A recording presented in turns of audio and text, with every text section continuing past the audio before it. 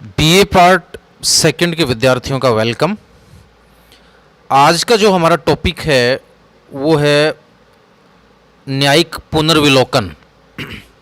इसको न्यायिक समीक्षा भी कहते हैं और न्यायिक पुनरावलोकन भी कहते हैं। इसमें हम तीन चार चीज़ें देखेंगे। एक तो हम देखेंगे कि न्यायिक पुनर्विलोकन का अर्थ क्या है, इससे हम क्या समझते हैं।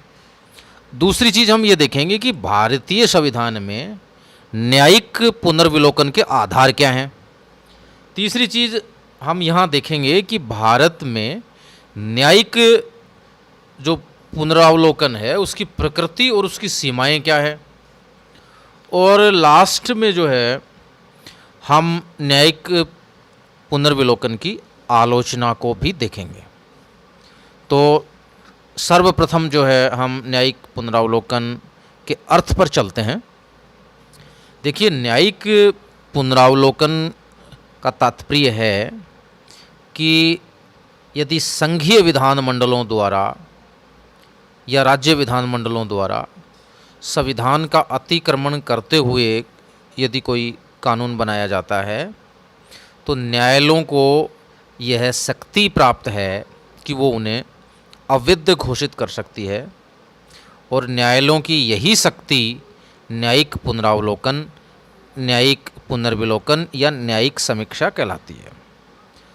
तो बच्चों, सीधा सा अर्थ है इसका कि न्यायालयों को प्राप्त वह शक्ति जिसमें वह विधायिकाओं द्वारा निर्मित कानून और कार्यपालिका द्वारा क्रियान्वित किए जा रहे ऐसे कानूनों को जो संविधान के प्रावधानों का उल्लंघन करते हैं उनको रद्द घोषित कर सकती है।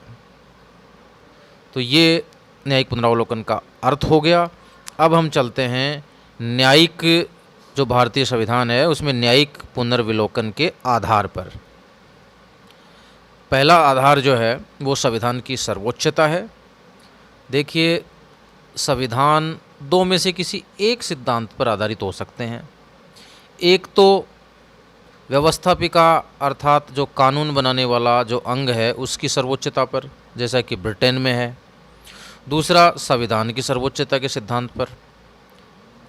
ब्रिटेन में जो है व्यवस्थापिका की सर्वोच्चता के सिद्धांत को अपनाया ही गया है, लेकिन अमेरिका में संविधान की सर्वोच्चता के सिद्धांत को अपनाया गया है। तो इस संबंध में जो भारत का संविधान है, अगर हम भारत के संविधान की बात करें तो वो अमेरिका के संविधान के ज़्यादा निकट है।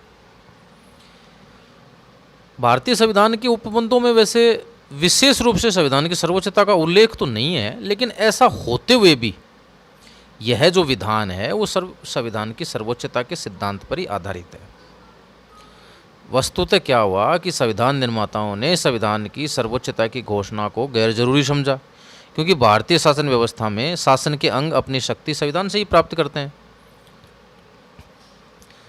संविधान ने शासन के प्रत्येक अंग के लिए कुछ सीमाएं निश्चित कर दी हैं और शासन के इन अंगों की शक्तियों को तब तक नहीं बदला जा सकता जब तक कि संविधान में बताई गई जो संशोधन की प्रक्रिया है उसके आधार पर संविधान के उपबंधों को परिवर्तित नहीं कर दिया जाए। तो ऐसे स्थिति में न्यायालय को स्वाभाविक रूप से संवैधानिक सीमाओं की रक्षा करने का अधिकार प्राप्त हो जाता है। दूसरा जो इसका आधार है वो है संघात्मक व्यवस्था और तीसरा इसका आधार है मौलिक अधिकार। देखिए, अनुच्छेद 131 और 132 सर्वोच्च न्यायालय की संघीय तथा राज्य सरकार द्वारा निर्मित विधियों के पुनर्विलोकन का अधिकार देते हैं। इसी प्रकार संविधान के अनुच्छेद 13 और 32 भी मौलिक अधिकारों के संबंध में सर्वोच्च न्यायालय को इस प्रकार की शक्ति प्रदान करते हैं। इस संबंध में अनुच्छेद 246 का भी उल्लेख किया जा सकता है, जिसके द्वारा केंद्र और राज्यों के मध्य विधि निर्माण की शक्तियों के विभाजन का स्वरूप निश्चित किया गया है। इस प्रकार भारतीय संविधान में न्यायिक पुनर्विलोकन की व्यवस्था की गई है और न्यायिक पुनर्विलोकन के दो अन्य आधार हैं, संघात्मक व्यवस्था और मौलिक अधिकार। अब हम चलते हैं भारत में न्यायिक पुनरावलोकन की प्रकृति और सीमाओं पर। देखिए, संघ और राज्यों के मध्य हमारे यहाँ जो विभाजन है शक्तियों का वो बड़ा डिटेल्ड है, यानी बड़े विस्तृत और व्यापक रूप से शक्तियों को डिफाइन कर दिया है। तो इस वजह से क्या है कि संघ और राज्यों के मध्य संघर्ष की स्थिति को जो है वो कम कर दिया गया है, क्योंकि अपने आप ही जब शक्तियाँ डिफाइन हो गई हैं, सुपरिभाषित हो गई हैं, तो संघ और राज्यों के मध्य विवाद की संभावना कम हो गई है। अमेरिका में ऐसा नहीं है। दूसरा जो है, हमारे यहाँ जैसे अमेरिका का अधिकार पत्र जो है वो निरपेक्ष शब्दावली में लिखा गया है, लेकिन मानवीय अधिकारों की प्रकृति ऐसी होती है कि वो निरपेक्ष हो ही नहीं सकते। लेकिन जो हमारे संविधान में मौलिक अधिकारों को जो स्थान दिया गया है, उनके साथ साथ उनकी सीमाएं भी आरोपित कर दी हैं। इसलिए जो है यहाँ प्रत्येक मौलिक अधिकार के साथ साथ उसकी सीमाएं निश्चित होने के कारण न्यायिक पुनरावलोकन का क्षेत्र सीमित हो गया है। तीसरी चीज़, यहाँ कानून द्वारा स्थापित प्रक्रिया है, कानून की उचित प्रक्रिया को यहाँ नहीं अपनाया गया है। उसकी वजह से केवल यह देखा जाता है, यानी न्यायालय केवल यह देखता है कि जो भी कानून बना है क्या वो उचित प्रक्रिया के जरिए बना है, क्या उसमें जो उसको बनाने के लिए जो उचित प्रक्रिया निर्धारित है क्या उसको का अनुसरण किया गया है।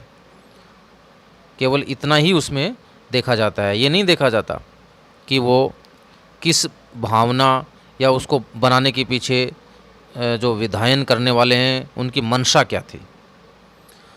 अब हम चलते हैं न्यायिक पुनरावलोकन की आलोचना पर। पहली आलोचना है अनुदारवादी शक्ति के रूप में कार्य।